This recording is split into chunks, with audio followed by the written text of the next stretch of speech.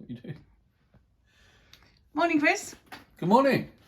Oh, nice green jumper. Thank you. You're looking very smart. You're off on your Christmas trip with your girls, aren't you? Yes, I am. Going out to Winchester today, doing a bit of Christmas shopping. For overnight as well. Overnight as well. Lovely. So you're on your own. You'll have a great time. You'll be missing me.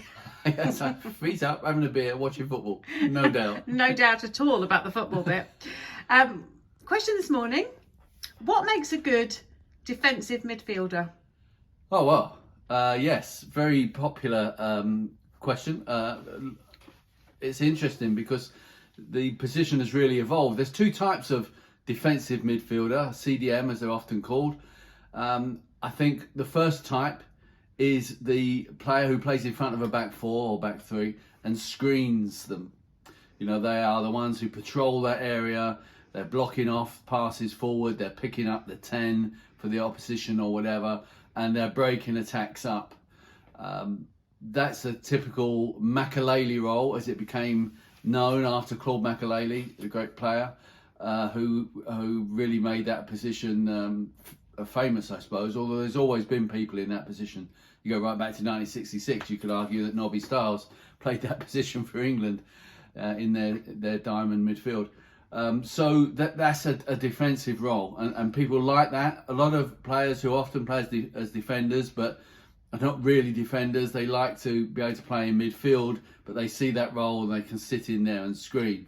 And if you can do that effectively, and if a team is playing that system, it's very good. The other sort of side of the coin is the playmaker, the quarterback, as they say, who plays there.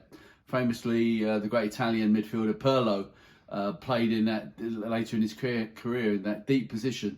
Fabregas played there as well from time to time, and they're going to sit in there and they're going to make the game happen. Jorginho at Arsenal now will be this sort of player, a lovely technical player, a passer who starts the game.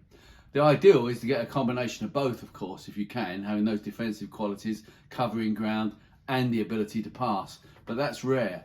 So they're the ingredients you want. Depending what type of defensive midfielder you want that defensive, reading the game, picking people up, winning the ball back.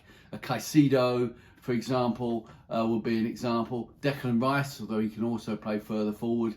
These would be examples of that sort of player. Or you want the playmaker type who sits in and can ping a ball and get a game going like a Jorginho. However, if you're a young player and you see yourself in that position, I would just be careful, think about it, because not every system really uses a CDM.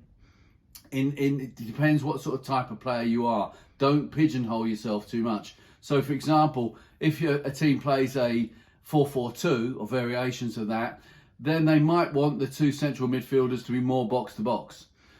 So if you are a player who likes to sit in front of the back four, then not every coach is going to want that. So be careful. I think it's much better if you can say, well, I can play CDM, but I can also play at, right back or box-to-box midfielder as well, because not everyone may want that. So just be aware of that. The other danger is, I've seen a lot of young players who say, yeah, I'm a CDM, and they really like to sit in the space and not do very much. Sit in front of the back four. Occasionally they're available to take a pass and that they hope to play without pressure. That is a dangerous path to go down, because at the better levels, higher levels of the game, you're not going to have that time and space. So it might be an easy option at certain levels of the game when you're growing up as a player, but just be careful that you're not, again, putting yourself in a position where you're not really going to excel. So that's defensive midfielders. If anyone's got any other questions, please do ask us through the social media. That's great, and we'll get back to you one way or another. And then the other thing is, of course, if you want a player assessment, an independent scouting assessment from us at the Scouting Game, then please do email office@thescoutinggame.co.uk, and we'll get back to you and we'll let you know how it all works and everything. This is the last video before Christmas. Oh. So happy Christmas to everybody. It's been a fantastic time for us as a business. It's getting started. The response has been terrific, and it's been great, all the interaction with people. I really appreciated the responses to the videos, haven't we? Yes, we have. Happy Christmas, everyone. Happy Christmas. Thanks.